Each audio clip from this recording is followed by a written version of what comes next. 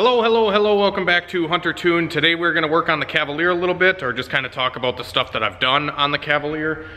It officially has an LS and a transmission and a drive shaft in the car, so that's really cool. This is my Chevy Cavalier that I bought. I had a small block Chevy in it, and we took the small block Chevy out and I built a 6-liter LS engine out of a truck for this little Cavalier. We're gonna run it all motor for now with the turbo 350 transmission and a FTI 4000 RPM stall converter with 862 heads on the engine and a sloppy stage 3 camshaft with dual tick 660 valve springs. So the engine side of things should be pretty healthy. I'm assuming that this setup is gonna make around 450 wheel horsepower, maybe closer to 500, I'm not sure, but I am really excited to get this thing up and ripping. So I've kind of struggled to find some motivation to come out here and work on this thing the last few days, but kind of took a breather yesterday and didn't do a damn thing, which is like the first time I've done that in like 6 months, where we just kind of sit around and do literally nothing all day long. It kind of helps you just get motivation for the next day, I think. Sometimes when I go hard for like months on end, where it's just wrench, tune, fill orders, do all this stuff, buy a house, do a bunch of stuff around my house. Like it sucks because I lose motivation to do anything. So sometimes I really needed yesterday. I really needed to be able to just sit there, and I forced myself. I actually came out to the shop and I drove all the way out here, and I almost came inside the shop and I said nope, and I turned right back around and I went right back home, and I did not even step foot in the shop. So that was just something where I just needed to do it, and I drove right back home, and honestly I just vegged out the whole day, which is like super rare for me. I don't ever do it, but I had to because I'm trying not to get burnt out doing this stuff, and I am really bad at taking a break, especially when I get rolling on stuff. Like if my mind's just going, I gotta keep wrenching, and then when I keep wrenching all that time, it's like, holy shit, I can't stop. Like I literally can't stop. It sucks. Yeah, I don't know what my issue is, but I'm a little different. But anyways, this is the Cavalier. Let's put it back down onto the ground quick, and once it's back down onto the ground, I'm gonna show you the engine, and then we'll lift it back up in the air, and I'll show you underneath the car.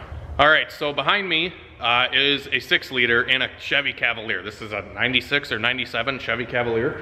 Normally came with like a 2.2-liter push rod 4-cylinder, and a lot of guys use them for like dirt devils and stuff, but this one was turned into a muscle car.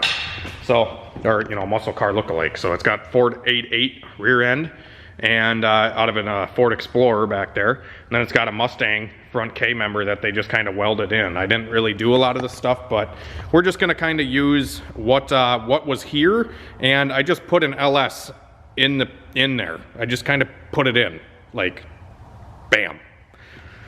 So this thing had Chevy clamshell style motor mounts in it. I'm gonna have to grab a light here to show you that stuff, but it had pretty much, they put a thick piece of plate steel onto the Mustang K member, and they welded that on, and then they welded Chevy clamshell mounts to those flat pieces of just the flat stock that's welded to the K member. So I was going to initially use like a set of Dirty Dingo slider mounts.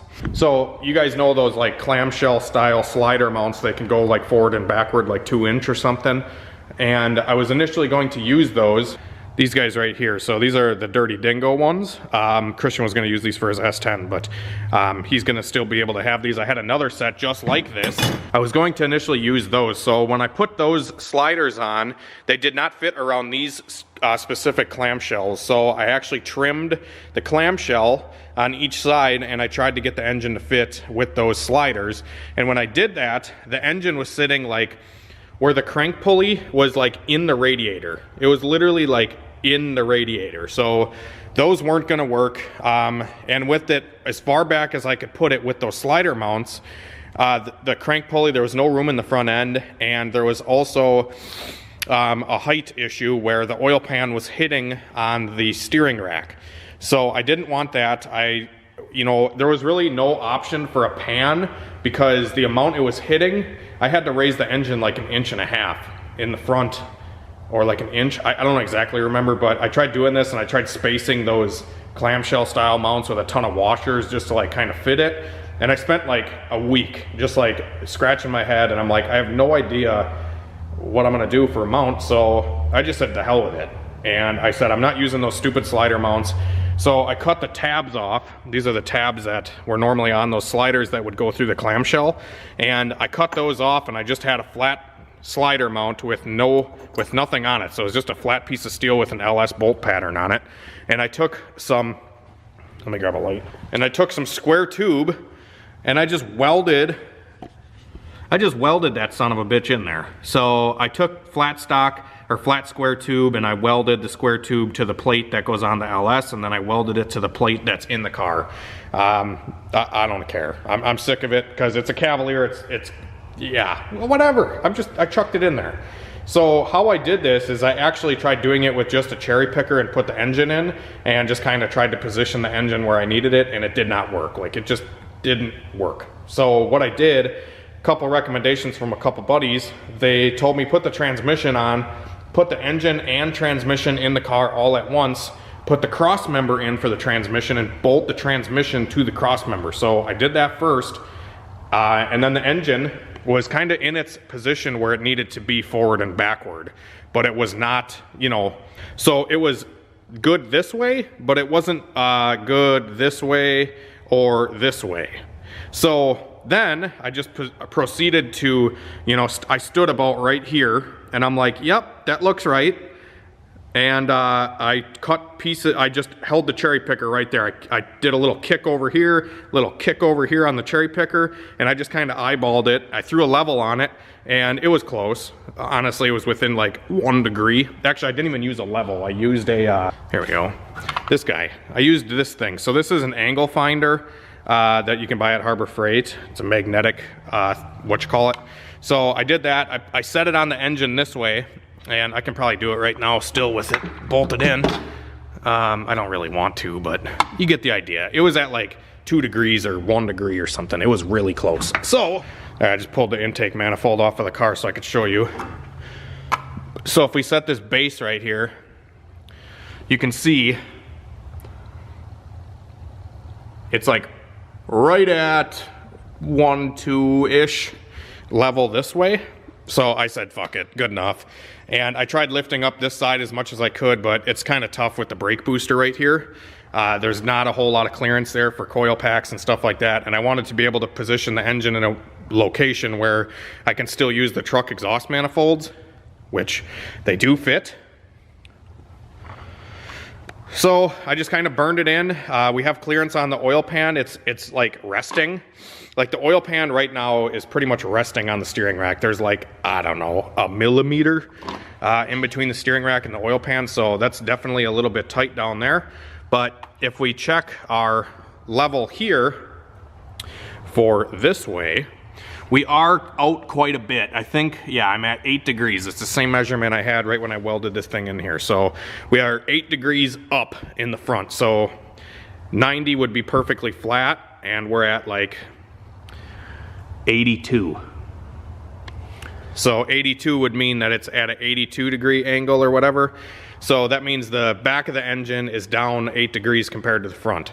So that means, I don't know, we're just sending it. It's not right, but I don't really have a whole lot of options with the clearance that I have in this thing. So, and I did notice that the pinion on the rear end was also up quite a bit. So I'm hoping that with this setup the way it is, it's going to work and it's not going to vibrate the drive shaft out of it.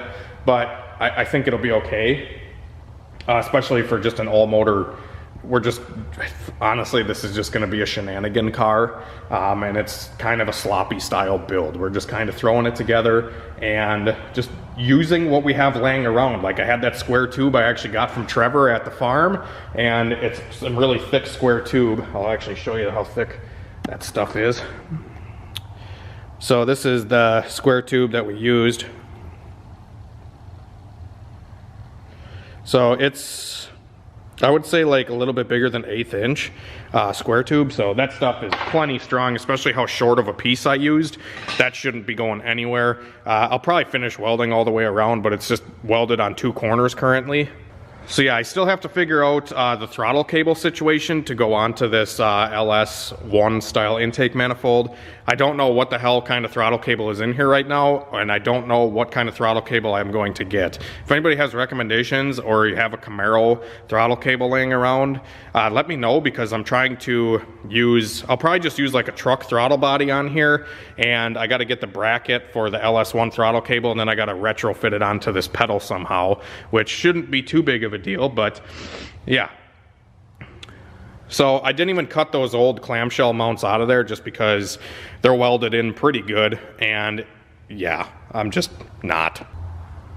All right, so now that the car is up in the air, we can check out underneath here. So I did get the torque converter bolted up and all good to go there. This is an FTI 4,000 RPM stall converter, and I just used the 4L80 6-liter style flex plate, and it bolted right up. It's kind of the same thing with a lot of the Jags XHD and the Summit nitrous converters and stuff like that. They all have the same style bowl pattern that works and is spaced right with this 4L80 flex plate that has the long bolts and the spacer built into it. So yeah, anyways, moving on, I did get the transmission lines done. I'm kind of just using what they had here, and I'm using the old cooler that was in the car, which looks like it came out of a refrigerator. So yeah, we're just gonna use that. It seemed okay and worked on the last setup, so we're just gonna rerun that.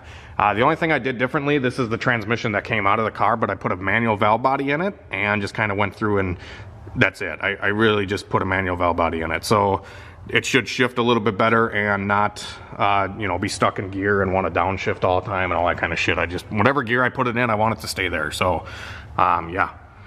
Turbo 350, and then this is the cross member that came out of the car. It's just square tube, flat steel, you know, mated together here that they bolted here, and then it's bolted here too.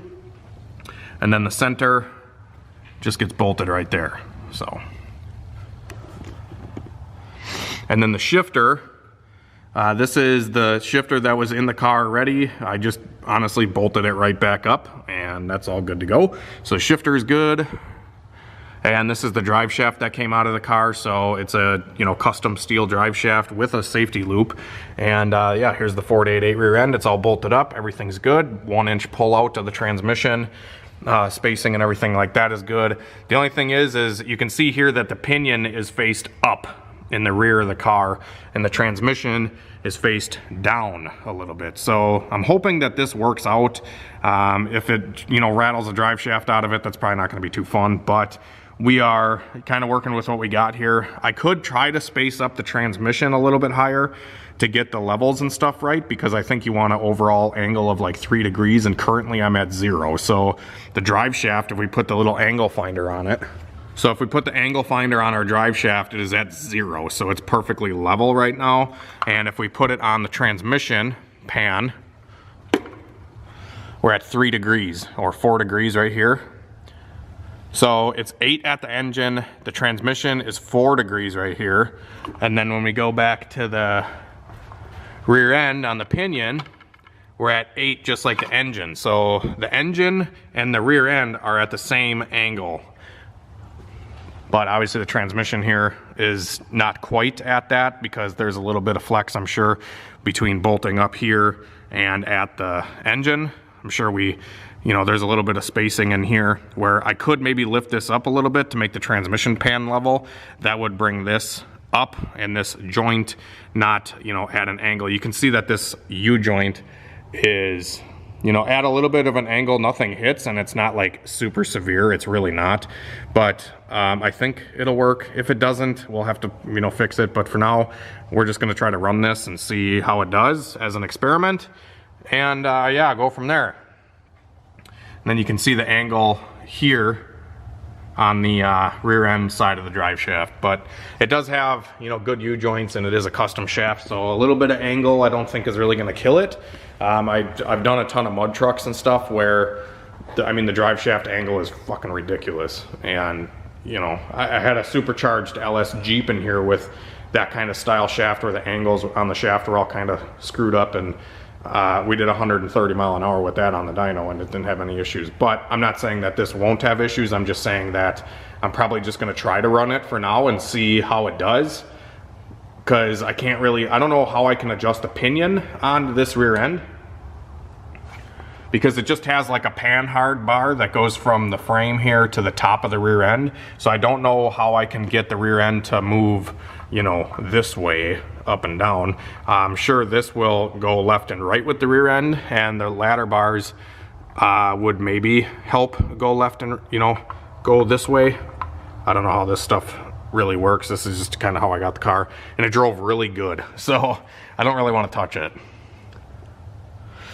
And then next, obviously, we're going to have to do the fuel system. So the fuel system just comes out here. There's a fuel cell in the back of the car that just has this line that comes out to this, you know, little electric pump that's good for a carburetor. But I did get a cheap Chinese Bosch 044 that I'm going to throw in here. And I mean, it's like, I forget what brand it is, but it seems pretty legit. It came with all the fittings, a bracket to hang it, and all that. So I'm going to try to, we'll just get rid of this stuff, and we'll probably adapt right onto the hard line. So this does have some pretty big hard line. I'm not saying it's big, but it's like 3/8 or 5/16 or something like that. We'll cut it where it's not kinked, because there's a big kink right there. We'll cut it here, and then we'll run the fuel system into this, and we'll run the hard line that's already on the car all the way up to the front, and then just have another piece that go from there to the fuel rail. And then the return line, we'll just use the one that they have on the car, but it's not being utilized. So there is a return already on here that we can use, and yeah, so it's coming along, guys. I actually went to the parts store today and I tested a alternator that I got from one of my junkyard engines, and it tested good. So we have an alternator. I'm actually going up by A21 Bravo right now, and I'm going to get a LS1 style water pump, and then hopefully tomorrow we'll be out here and doing the ICT billet accessory drive that's going to be going on this car. So we're going to use the LS1 water pump with the stuff from ICT Billet, and they have all the adapter stuff and whatnot to make it fit with this intake and clear the hood and all that. So they were a great help with deciding what accessory drive to go with on this and the Black Betty. But yeah, so I still have to find a starter, because I have 2 starters here, but they're both junk. So I have to go to the junkyard maybe on Monday to find a starter, plumb the fuel system, wire the Holly, and I mean, we're ready to rip. So not much more to go, honestly, guys. Everything underneath the car besides the fuel system is done. I just have to put the accessory drive on, do the fuel system, wire the Holly, and got to get intake manifold gaskets and bolts. But not much. Pretty happy, pretty excited to just kind of send this thing to the moon. Oh, I have to do exhaust on it too, which, whatever. We can just run manifolds down and some pipe and maybe another turn down or something. I don't know exactly what kind of exhaust I'm going to do. Maybe just a couple glass packs or cherry bombs or something. Some big ones so they flow decently. Yeah, that's it. I think that's where I'm going to end this one off. Ton of other projects going on right now. Got this 2011 Camaro in here, Pro Charge car, E85, that we're going to be doing a dyno tune on. I may have an ice racer here, so that should be pretty fun. There's actually ice racing today, but the club that does the ice racing doesn't let me run the tires that I made. Yeah, pretty stupid. Yeah, and then you guys will see this thing coming soon. This is also another really cool addition to Hunter Tuned that will be coming soon. Have a great night and a better tomorrow. We will see you later.